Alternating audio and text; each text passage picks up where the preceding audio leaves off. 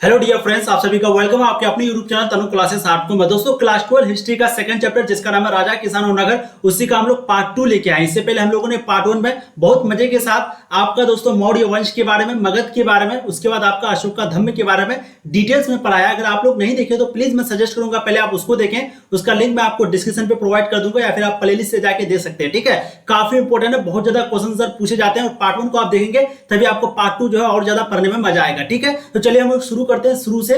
जैसे कि दोस्तों हम लोग जानते हैं हड़प्पा सभ्यता जो है बहुत नगरीय सभ्यता थी, शहरी सभ्यता थी, फिर वो टूट गया, बिखर गया, पतन हो गया। फिर उसके बाद क्या हो गया, वो छोटे छोटे टुकड़ों में बट गया दोस्तों। और ये टुकड़ा जो है, ये छोटे छोटे टुकड़ा को हम लोग कबीला बोल सकते हैं, गांव बोल सकते हैं, जो भी आपको बोलना है। और यही थी आपका वैदिक सभ्यता, यानी कि एक प्रकार का इसको हम लोग बोल सकते हैं ग्रामीण सभ्यता। ठीक है, काफी इंपॉर्टेंट है, इसको ध्यान से देखिए, आप लोग समझिए इसको। तो इसको हम लोग ग्रामीण सभ्य मतलब कि ग्रामीण सभ्यता भी बोलते हैं, वैदिक सभ्यता को। ठीक है, और वहीं पे हड़प्पा सभ्यता को शहरी सभ्यता बोलते हैं। फिर क्या हुआ दोस्तों, ये जो छोटे छोटे टुकड़ों में बट गया, फिर इन लोगों को जो लोहा का प्राप्ति हो गया, यानी कि लोहा का खोज उसी समय हो गया। पहले हड़प्पा सभ्यता में जो है लोहा वगैरह का प्रयोग नहीं हुआ था। ठीक है, जब ये लोग था तो ये लोगों को लोहा का प्रयोग हो गया, लोहा का खोज हो गया। फिर ये लोग लोहा से क्या करने लगा, खेती बाड़ी करने लगा, और खेती बाड़ी करके ये लोग तरक्की करने लगा, दिन ब दिन तरक्की करने लगा। जिससे क्या हुआ, पहले ये लोग बना जनपद, यानी कि जो छोटा छोटा जो टुकड़ा था वो पहले बना जनपद, जनपद मतलब जिला।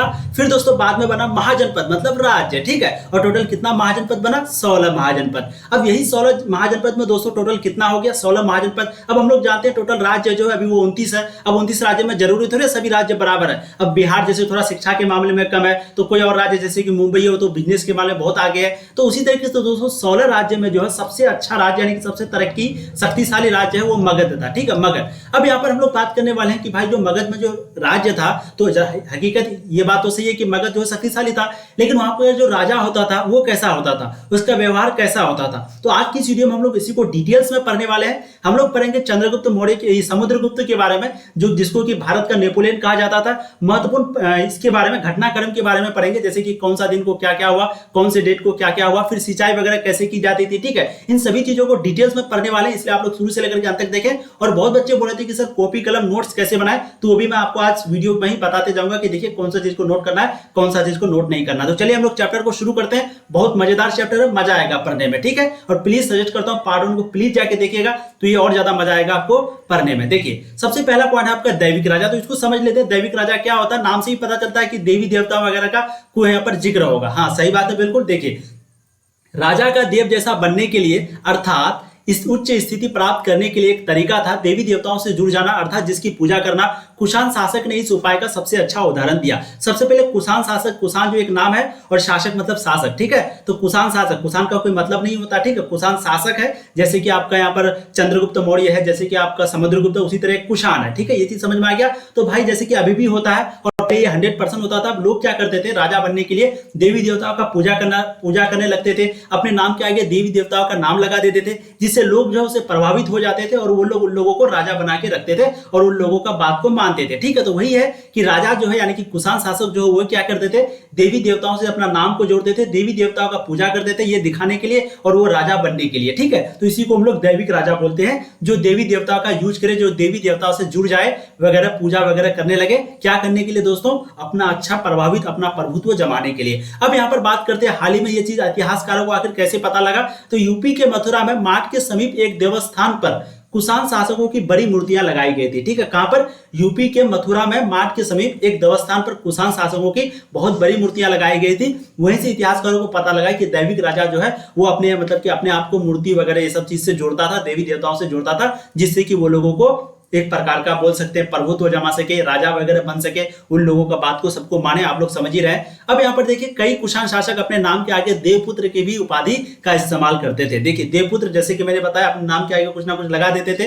तो क्यों लगाते थे दोस्तों, अपना मतलब कि उपाधि इस्तेमाल करने के लिए, एक प्रकार का वही राज करने के लिए। सिंपल भाषा में समझे तो सामंत शक्तिशाली होते थे और वह राजा, यहाँ पर सामंत की बात हो रही है, तो सामंत जो है वो शक्तिशाली होते थे और वो राजा भी बन जाते थे। जो राजा कमजोर होते थे वो उसी का जो है गुलाम बन जाता था, उसी के अधीन में आ जाता था। ठीक है, यानी कि जो छोटा राजा होता था, जो कमजोर होता था, वो एक प्रकार का बड़े राजा का गुलाम बोल सकते हैं, वजीर बोल सकते हैं यानी कि प्रधानमंत्री जिसको बोलते हैं, और इसको हम लोग राजा को बोल सकते हैं राष्ट्रपति अभी के लैंग्वेज में, लेकिन ये पहले के जमाने ये सारा चीजें चलती थी। अब यहाँ पर बात कर लेते हैं कुछ देवता के बारे में और उपनाम के बारे में। अब यहाँ पर जो आपको नोट करना है दैविक राजा में, सिर्फ दैविक राजा का सिर्फ डेफिनेशन को यूज कर लीजिए, बस हो गया और कुछ भी नहीं, ठीक है। अब यहाँ पर अगर देवता का बात करें, उपनाम का बात करें, तो सबसे पहले कुबेर को जो है अभी धनदेव करके, यानी कि उसका उपनाम अन्य नाम क्या है धनदेव। वरुण का अन्य नाम है समुद्रदेव।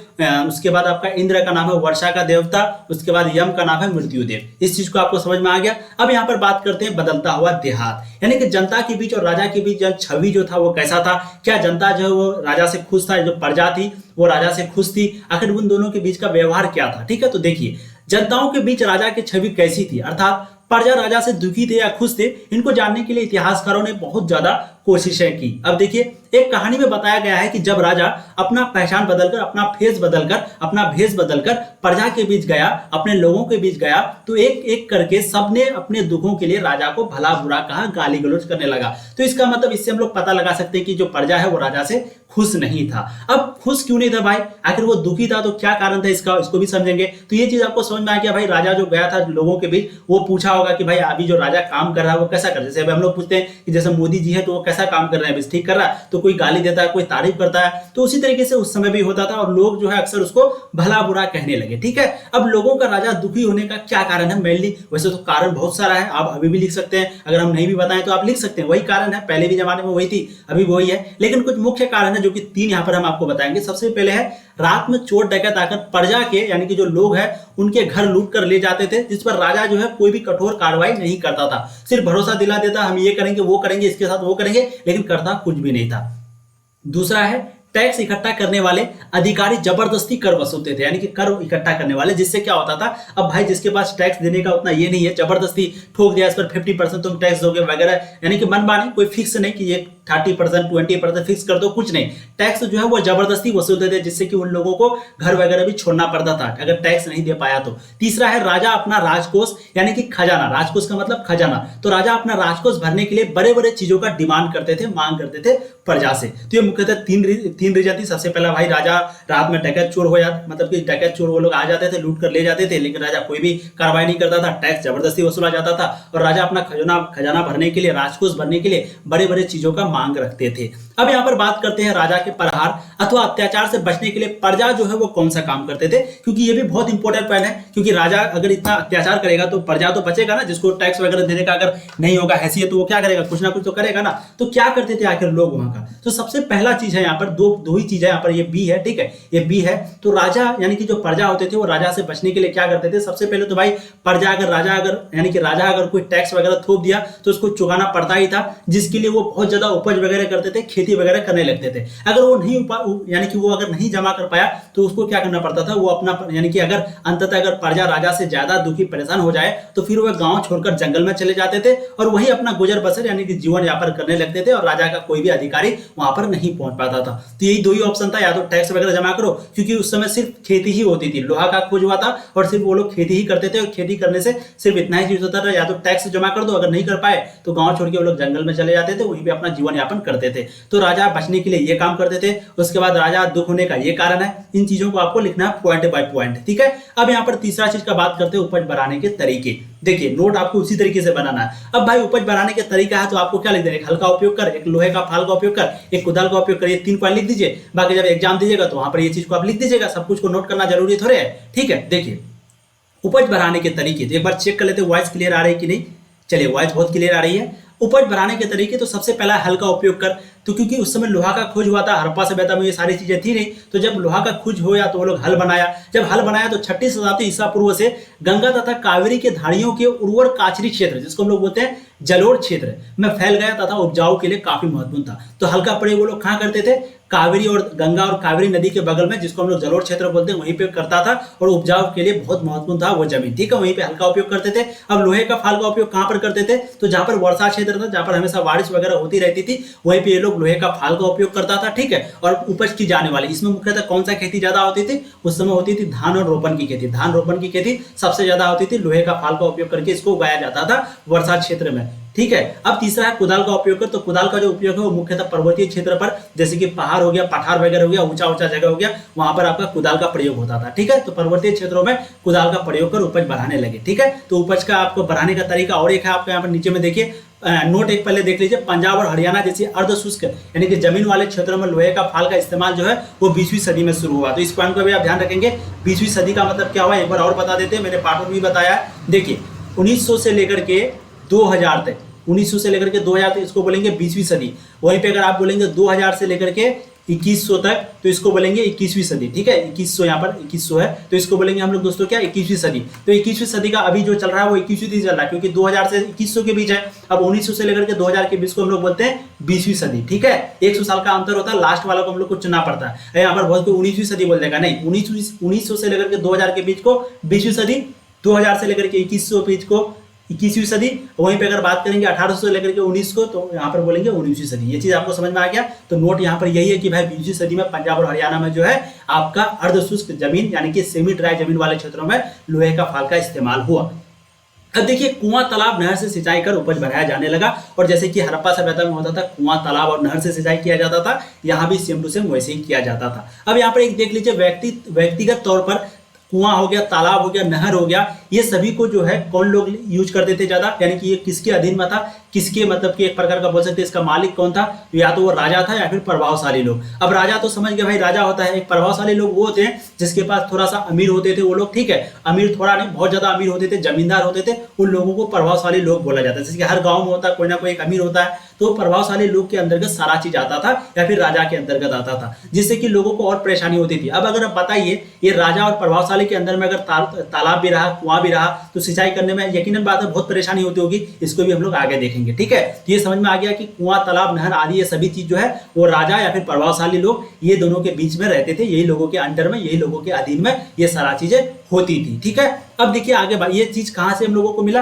तो ये हम लोगों को अभिलेख से मिलता है। ये जितना भी जानकारी है वो अभिलेख। अभिलेख मतलब क्या हो गया, मैंने पहले भी बताया है, जैसे कि अभी वीडियो रिकॉर्ड होता है, वॉइस रिकॉर्ड होता है, उसी तरीके से उस समय से लिखा जाता था, लिख करके एक प्रकार का रिकॉर्ड किया जाता है, उसको हम लोग अभिलेख बोलते हैं। ठीक, अभी भी लिखा जाता है, लेकिन उस समय अभी हम लोग क्या करते हैं, ज्यादा से ज्यादा तुरंत वीडियो बना देते हैं। पहले वीडियो वगैरह कुछ था नहीं, तो पहले सब कुछ लिखा जाता था, इसी को हम लोग अभिलेख बोलते हैं। ठीक है, तो हम लोगों को सारी जानकारी जो है वहीं से मिलती है। अब ग्रामीण समाज में क्या क्या भिन्नताएं थी, यहीं पे अभी हम लोग बात करेंगे, क्या क्या लोगों को तकलीफ होता था। देखिए ग्रामीण समाज में क्या क्या विभिन्नताएं थी। तो खेती में उपज बढ़ाने के लिए नए नए तरीके तो अपनाए गए, पर लाभ नहीं बढ़ा। अब क्यों नहीं बढ़ा भाई, जब खेती में नया नया तकनीक आ गया तो लाभ तो बढ़ना चाहिए ना, खेती वगैरह सब कुछ बढ़ना चाहिए, लेकिन नहीं आया। क्यों नहीं आया, क्योंकि हम लोग अभी पढ़े कि नहर हो गया, तालाब हो गया, कुआं हो गया, फाल हो गया, कुदाल हो गया, ये सभी चीज किसके अंतर्गत था, सभी चीज था दोस्तों आपका राजा के अंतर्गत या फिर प्रभावशाली लोग के अंतर्गत। अब अगर वो किसान को देगा तो किसान के पास तो भरा लेगा। अब जब किसान उसको भरा देता था या फिर उस समय कुछ भी चलता था वो देता था, जिसके कारण ये लोगों को समान हो जाता था, बराबर हो जाता था, कुछ फायदा होता ही नहीं था। ठीक है, तो यहीं पे कह रहा है कि ये सभी चीजों का जब ये लोग प्रयोग करता था तो ये लोगों का खर्च जो है वो ज्यादा हो जाता था। ठीक है, बड़े बड़े जमींदार हो गया और ग्राम प्रधान शक्तिशाली माने जाते थे, जो कि अक्सर किसानों पर अपना नियंत्रण यानी कि कंट्रोल जमाए रखते थे। प्रधान का पद वंशानुगत होता था, मतलब जो बड़े बड़े जमींदार होते थे, जो ग्राम प्रधान यानी कि ग्राम के जो प्रधान, जैसे कि अभी मेंबर होता है, मुखिया होता है, तो उस समय ग्राम के प्रधान को प्रधान ही बोला जाता था। तो वो लोग जो होते थे वो क्या करते थे, किसानों पर अत्याचार करते थे, राज करते थे, नियंत्रण करते थे, कंट्रोल रखते थे। ठीक है, और प्रधान का पद जो है वो वंशानुगत था, यानी कि ग्राम का जो प्रधान बनता था, तो जो प्रधान बनता था उसी का बेटा हो गया, उसी का परिवार से कोई भी प्रधान बन सकता है, कोई दूसरा नहीं। जो कि नियम अभी खत्म हो गया, अभी जो चाहे वो बन सकता है ना, पहले नहीं था। पहले क्या था, जो प्रधान है उसी का बेटा ही या फिर उसी का कोई बनेगा, यानी कि वंशानुगत था, जिसके कारण और इन लोगों को प्रॉब्लम होती थी। ठीक है, तो इन यानी कि ऐसा ही जो है आपके यहाँ पर हम लोग क्या पढ़े थे, ग्रामीण समाज में क्या क्या विभिन्नताएं थी, तो कुछ इस प्रकार का ही विभिन्नताएं थी। सबसे पहले तो भाई तालाब, कुआं, ये सारा चीज जो है इसके अंडर में था ही नहीं, और ये पद वगैरह जो था ग्राम प्रधान, ये सब चीज जो है किसी और के अंतर्गत, मतलब कि एक प्रकार का वंशानुगत था, जो कि बहुत गलत था। तो अगर ये क्वेश्चन पूछे तो आपको यही आंसर देना है। ठीक है, अब बात करते हैं गृहपति। गृहपति क्या होता है भाई, तो घर का जो हम लोग मुखिया बोलते हैं, अभी मुखिया हो गया, घर का जो मालिक है उसी को हम लोग गृहपति बोलते हैं। अब गृहपति के अंतर्गत कौन कौन आता है, तो आपका हो गया, जैसे कि गृहपति के बाद कौन कौन मानेगा, उसका अधिकार चलेगा क्योंकि वो घर का मुखिया है। उसके बाद जो है उसका बच्चा भी मानेगा, महिला जो होगी वो भी मानेगी, नौकर वो भी मानेगा, पुरुष होगा वो भी मानेगा। तो इसका जो अधिकार है वो सभी पर चलता है, इसका नियंत्रण सभी पर चलता है। तो घर का मालिक अथवा घर का मुखिया को गृहपति कहा जाता है, जो घर के सभी सामानों पर अधिकार रखता है तथा घर के सभी सदस्य, बच्चा, महिला, नौकर, पुरुष सभी पर नियंत्रण रखता है। इसको हम लोग गृहपति बोलते हैं। ठीक है, अब एक इंपॉर्टेंट नोट पॉइंट है मनुस्मृति। अगर थोड़ा आप लोगों को लग रहा है कि थोड़ा स्पीड से पढ़ा रहे हैं तो आप लोग वीडियो का या तो स्पीड को स्लो कर दीजिए, क्योंकि वीडियो दोस्तों क्योंकि बहुत सारा चीज को कवर करना जल्दी जल्दी। ठीक है, तो आप लोग वीडियो को थोड़ा स्लो कर दीजिए या फिर आप लोग वीडियो को रोक रोक करके समझते जाइए। ठीक है, मुझे लगता है शायद स्पीड बोल रहा हूं, मैं कोशिश करूंगा ज्यादा स्पीड नहीं बोलने की। देखिए, मनुस्मृति आरंभिक भारत का सबसे प्रसिद्ध विधि ग्रंथ है। इसे संस्कृत भाषा में लिखा गया है तथा इसमें राजा को बहुत सारी सलाह दी गई है। ये जो मनुस्मृति आरंभिक भारत का जो सबसे प्रसिद्ध विधि ग्रंथ है, बहुत फेमस है। और ये कौन सी भाषा में लिखा गया? संस्कृत भाषा में। ठीक है, और यहीं पे राजाओं के द्वारा जो पहले सलाह दी जाती थी वो सारी चीजें जो है यहाँ पर लिखी गई है। ये मनुस्मृति आरंभिक भारत का सबसे प्रसिद्ध विधि ग्रंथ में। ठीक है, तो ये चीज आपको समझ में आ गया, गृहपति समझ में आ गया, मुखिया को कहा जाता है भाई, और उसके बाद आपको समझ में आ गया मनुस्मृति वगैरह कि यहाँ पर जो प्रसिद्ध है और यहाँ पर राजाओं का बहुत सारा सलाह दिया गया है। अब एक बहुत इंपॉर्टेंट पॉइंट को देखते हैं, वीवीआई पॉइंट को, भूमिदान। भूमिदान बहुत इंपॉर्टेंट पॉइंट है, इसको समझिएगा। इसी को लेकर के इतिहासकारों के बीच जो है गर्माहट यानी कि गर्माहट की मामला, गर्म वाला मामला है, इसको समझते हैं। देखिए, भूमिदान का प्रमाण यानी कि हम लोगों को पता पहले कैसे चला कि भूमिदान होता भी था। तो देखिए, भूमिदान का प्रमाण जो है वो हम लोगों को अभिलेख में मिला है। भूमिदान का अभिलेख देश के कई हिस्सों से प्राप्त हुआ। ठीक है, तो भूमिदान ये चीज जो है कई अभिलेखों में मिला है और ये अभिलेख जो है देश से प्राप्त हुआ, देश के कई हिस्सों से प्राप्त हुआ है। इस अभिलेख के अनुसार कहीं छोटे तो कहीं बड़े जमीन के टुकड़े दान दिए जाते थे। तो पहले कहीं छोटे या फिर कहीं बड़े जमीन के टुकड़े दान दिए जाते थे, ये अभिलेख के अनुसार कहा जा रहा है। ठीक है, अब देखिए, कुछ इतिहासकारों का मानना है, कुछ इतिहासकारों भूमिदान एक गर्म विवाद बना हुआ है। कुछ इतिहासकारों के बीच भूमिदान जो है वो एक गर्म विवाद बना हुआ है। कुछ का कहना है कि भाई भूमिदान जो है वो एक रणनीति थी, अर्थात कृषि को नए क्षेत्र में प्रोत्साहित करने का एक नीति था। मतलब जैसे कि किसी के पास जमीन ज्यादा है तो वो आदि में दे दिया किसान को, या फिर किसी को गरीब को दे दिया, वो गरीब को दे दिया तो उन लोग क्या होता था, खुश हो जाता था और किसान लोग खेती करने लगते थे। तो कुछ इतिहासकार का कहना है कि भूमिदान जो एक रणनीति है और कृषि को प्रोत्साहित करने का एक नीति था ये। ठीक है, लेकिन वहीं पे दूसरी तरफ कुछ इतिहासकार का कहना यह है कि भाई एक राजनीति था। ठीक है, राजा क्या करता था, कमजोर, यानी कि इतिहासकार कह रहा है कि ये राजनीति थी, अर्थात जब राजा कमजोर पड़ने लगते थे तो प्रभावशाली व्यक्ति को, यानी कि जो ज्यादा प्रभावशाली होते थे, जमींदार वगैरह को भूमि दे देता था और उसे अपनी ओर कर लेता था और इससे उसकी राजगद्दी जो है वो बहुत मजबूत हो जाती थी।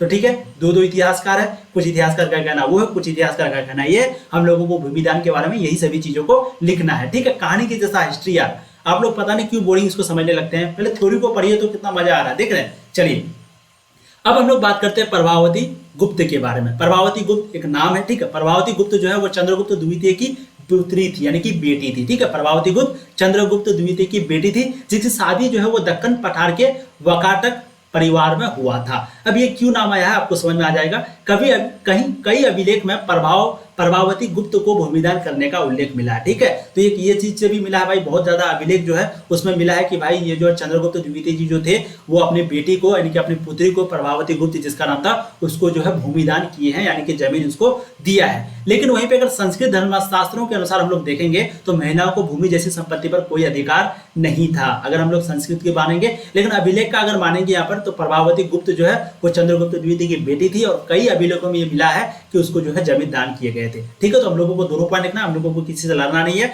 अब बात करते हैं अग्रहार। ये अग्रहार क्या है, काफी इंपोर्टेंट पॉइंट है। देखिए, वह भूभाग जो ब्राह्मणों को दान किया जाता था उसे अग्रहार कहा जाता है। ठीक है, वह भूभाग जो ब्राह्मणों को दान किया जाता था उसे क्या कहा जाता था, अग्रहार। अब देखिए, एक इंपॉर्टेंट पॉइंट आपको फैक्ट सुनाते हैं, थोड़ा सा इंपॉर्टेंट, बहुत लोग इससे थोड़ा सा गुस्सा हो सकता है लेकिन आपको नहीं होना है, फनी एक्ट है ताकि ये चीज जो है आपको और समझ में आएगा।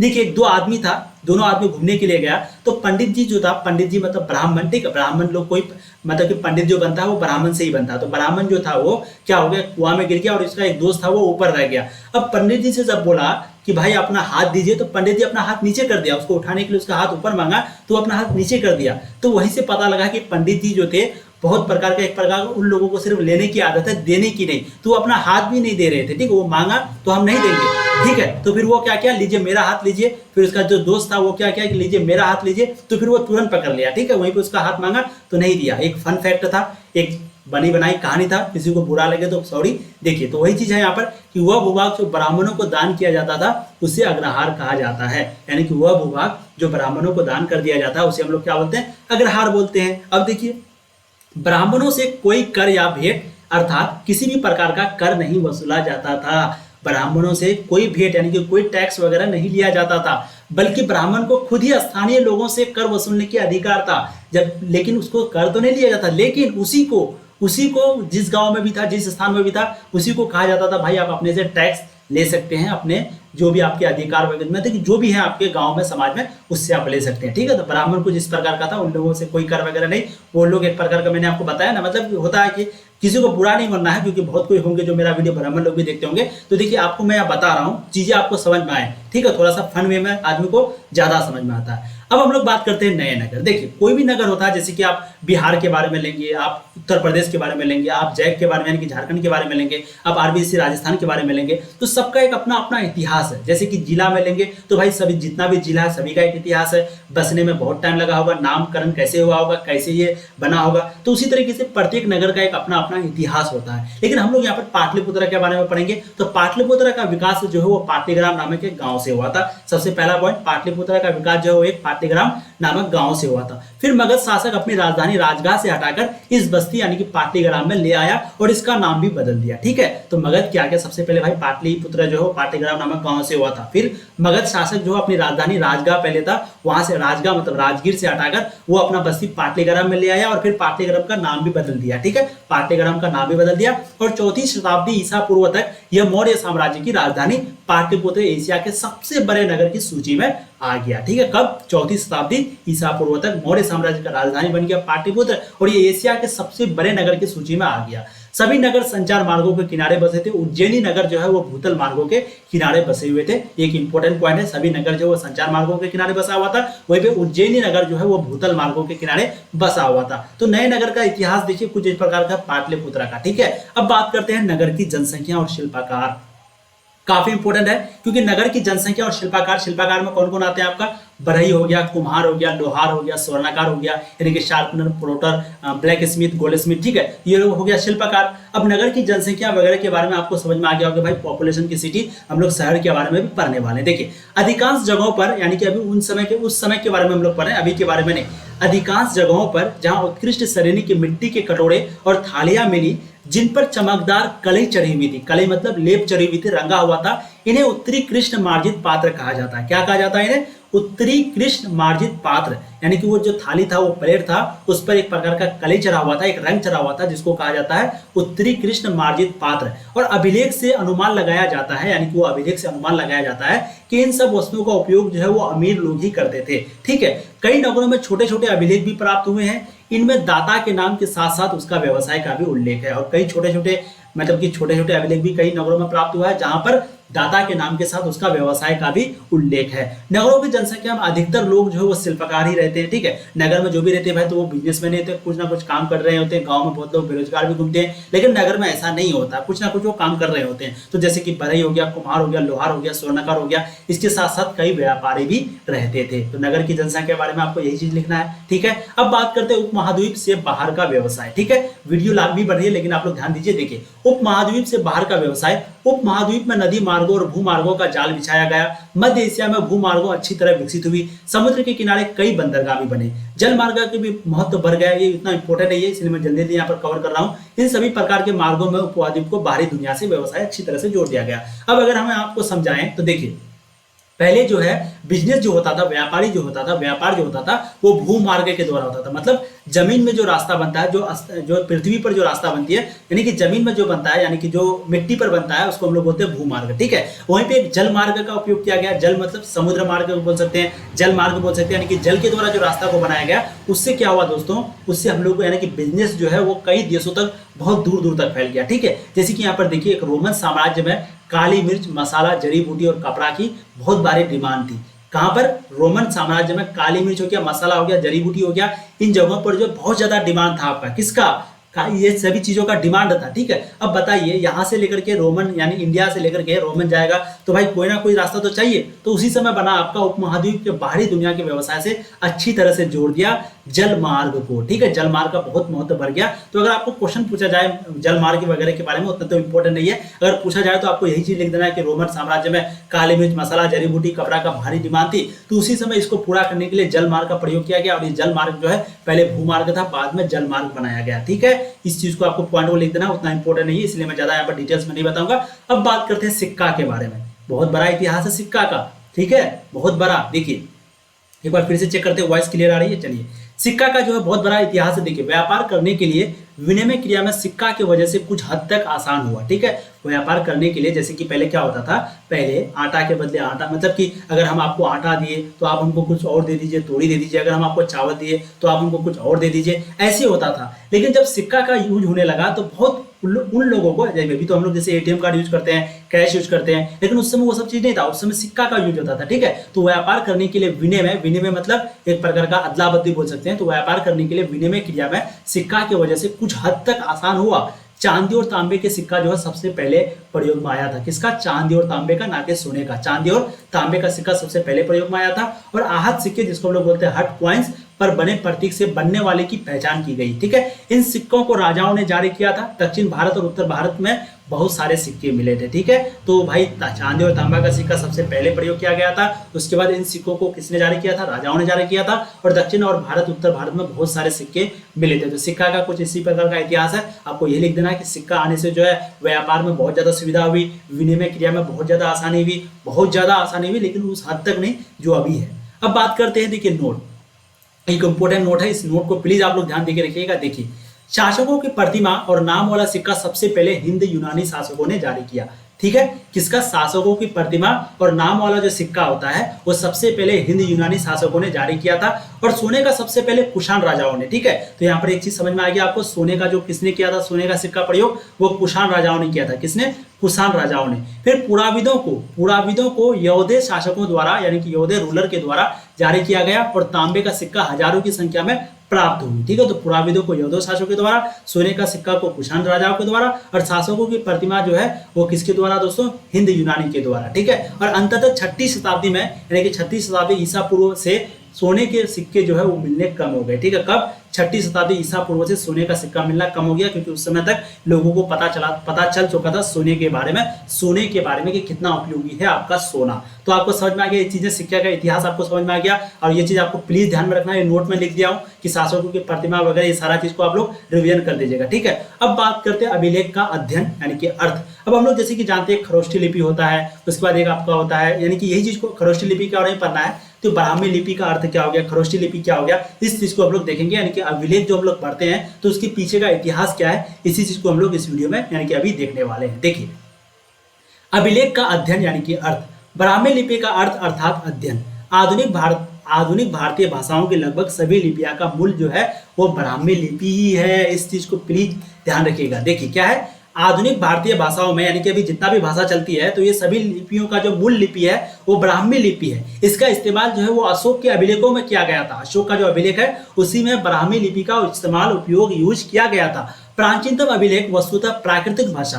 अब प्राकृतिक भाषा के बारे में पहले भी पढ़ा चुका हूं। जो अनपढ़ लोग, जो जाहिल वगैरह उस समय होते थे, क्योंकि उस समय तो कुछ पढ़ने वगैरह के लिए कुछ था नहीं, तो उसको बोलते हैं प्राकृतिक भाषा, जिसको हम लोग नेचुरल लैंग्वेज बोलते हैं। ठीक है, यानी कि जन सामान्य भाषा, उन लोग समझ जाता था एक दूसरे का भावनाओं से, चित्र से, इस तरीके से वो लोग समझ जाता था, उसको बोलते हैं प्राकृतिक भाषा। पार्ट 1 में हम लोगों ने बहुत मजे के साथ डेफिनेशन के साथ प्राकृतिक भाषा के बारे में पढ़ा। ठीक है, तो प्राचीनतम अभिलेख यानी कि वस्तुतः प्राकृतिक भाषा में भी लिखा गया है। तो ये भी जो है आपका एक ब्राह्मी लिपि में लिखा गया है। एक अशोक का जो सबसे ज्यादा उपयोग ब्राह्मी का कहां पर किया गया है, अशोक के अभिलेखों में भी किया गया है इसका इस्तेमाल, किसका? ब्राह्मी लिपि का। फिर पुराने अभिलेख में एक और चीज का है, यानी कि प्राकृतिक भाषा का भी बहुत ज्यादा उपयोग किया गया है। ठीक है, तो ब्राह्मी लिपि का अर्थ और अर्थात आपको समझ में आ गया। एक इंपॉर्टेंट नोट आप लोग यहाँ पर देख लीजिए, जेम्स प्रिंसेप ने अशोक काल की लिपि यानी कि ब्राह्मी लिपि का अर्थ जो है वो 1838 ईस्वी में निकाल दिया। कब? जेम्स प्रिंसेप नाम था। सबसे पहला बात किसने निकाला था? जेम्स प्रिंसेप ने निकाला था। कब निकाला था? 1838 ईस्वी को निकाला था। क्या निकाला था भाई? अशोक काल की लिपि यानी कि ब्राह्मी लिपि का अर्थ। ठीक है, जेम्स प्रिंसेप ने। अब दूसरा यहाँ पर बात करेंगे खरोष्ठी लिपि के बारे में। काफी इंपॉर्टेंट है खरोष्ठी लिपि को आप लोग ध्यान से देखिए, क्योंकि बहुत बार आपके बोर्ड एग्जाम में पूछा जा चुका है खरोष्ठी लिपि के बारे में। ठीक है, पीछे चला गया क्या? 1 सेकंड। अगर आप लोग अभी तक चैनल को सब्सक्राइब नहीं किए, प्लीज सब्सक्राइब कर दीजिएगा, वीडियो को लाइक शेयर जरूर कीजिएगा अपने दोस्तों को, दोस्तों अगर आपको पसंद आ रहा है तो। ठीक है, अब यहाँ पर बात करते हैं खरोष्ठी लिपि के बारे में। लेकिन मुझे लगता है वीडियो जो है वो लंबी बन रही है क्या दोस्तों? वीडियो जो है लंबी बन रही है, तो एक काम करते हैं हम लोग, क्योंकि वीडियो दोस्तों लंबी बन जाती है तो बहुत बच्चे ना बोलते सर इतना बड़ा बड़ा लेक्चर क्यों रखते हैं। तो देखिए अब मात्र 2 ही 3 पेज बच गया है, इसको खत्म करना इसमें बहुत टाइम लगेगा, इसमें थोड़ा सा टाइम लगेगा, क्योंकि आपको घटनाक्रम के बारे में बताया जाएगा ना कि कौन सा दिन को क्या क्या हुआ, ये सारी चीजें बताया जाएगा।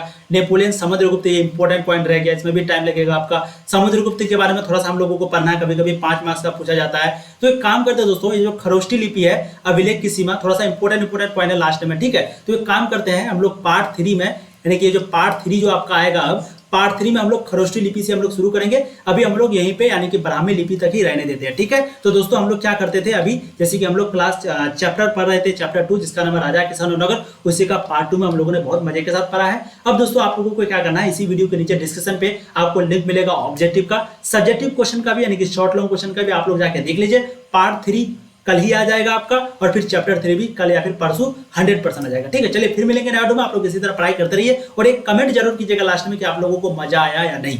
चलिए एक बार शेयर कर दीजिएगा, देखते देखते शेयर कर दीजिए।